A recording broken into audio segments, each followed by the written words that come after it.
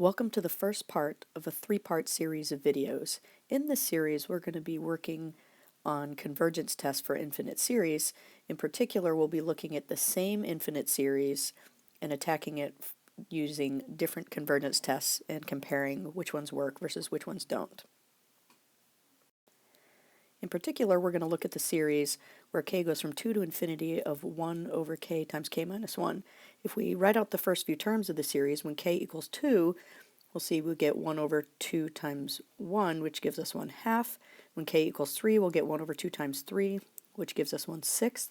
When k equals 4, we'll get 1 over 4 times 3, which will give us 1/12, and so on, so that we get the sum 1/2 plus 1/6 plus 1/12 plus 1/20, and so on. Our question is, does this series converge or diverge? And in Chapter 11, we've discovered that there are a variety of integral tests that we might use. In particular, we're going to consider this question using the nth term test, the comparison test, the integral test, the ratio test, and also by looking at the sequence of partial sums to determine convergence or divergence for this series. In part 1 of this video series, we will just look at the nth term test and the comparison test. We will use the integral test and the ratio test in part 2, and we'll look at the sequence of partial sums in part 3. So let's start with the nth term test applied to this series. The kth term of the series, where k goes from 2 to infinity of 1 over k times k minus 1, is given by that general form of 1 over k times k minus 1. Now the nth term test tells us to look at the limit of this general term as k goes to infinity. Here, if k goes to infinity, we can see that the denominator of this fraction gets infinitely large while the numerator stays fixed at 1, so the overall outcome is that the fraction goes to 0.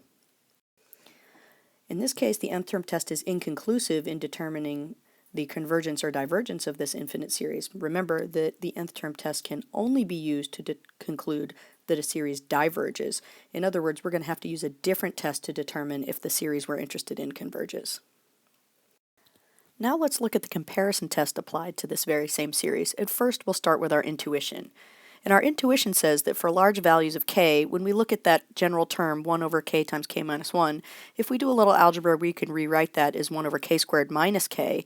And we can see that if k is really large, subtracting this value of k from k squared is not going to have much of an effect, so our fraction 1 over k squared minus k will be approximately the same as 1 over k squared, and this is true only when k is very large.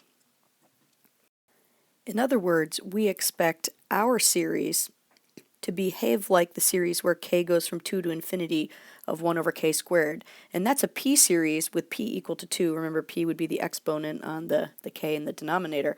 Since that exponent is greater than 1, then we have a convergent p series.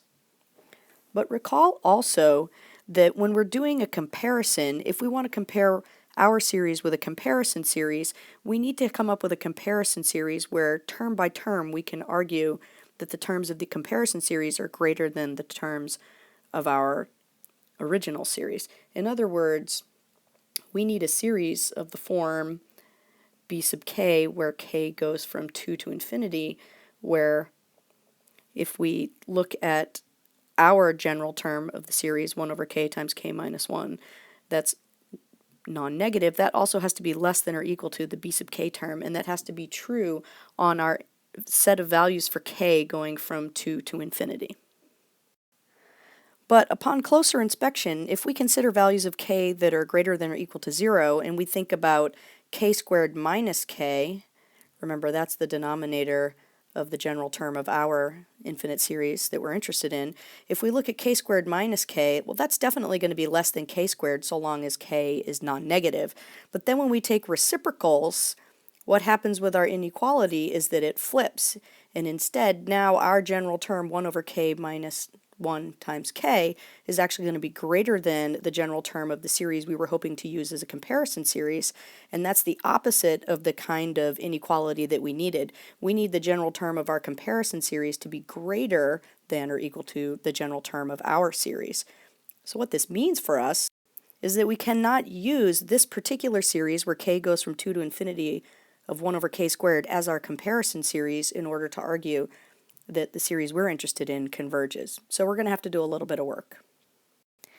Instead, let's notice that as long as k is greater than or equal to 2, k squared minus k, remember that's the same thing as the denominator for our general term if we distribute it across the parentheses, the k squared minus k will be greater than or equal to k squared minus 1/2 of k squared. And the reason for that is because if k is greater than or equal to 2, 1/2 of k squared is definitely going to be a bigger number than k, and therefore when we subtract it from k squared we'll end up with a smaller value. Now that tells us that k squared minus k is greater than or equal to k squared over 2. And when we go take reciprocals, we'll flip the inequality and we'll get the general term for our series is actually less than 2 over k squared, or less than or equal to 2 over k squared. And that's true so long as k is greater than or equal to 2, but since our series is only where k goes from 2 to infinity, we have an inequality on the interval of k values that we need. Now this comparison series where k goes from 2 to infinity of 2 over k squared could also be rewritten as 2 times the series where k goes from 2 to infinity of 1 over k squared. And now we can say that is a convergent series because it also is a p series where the p equals 2, which is greater than 1. So our comparison series where k goes from 2 to infinity of 2 over k squared is convergent. Therefore, our original series of interest where k goes from 2 to infinity of 1 over k times k minus 1 also converges by comparison.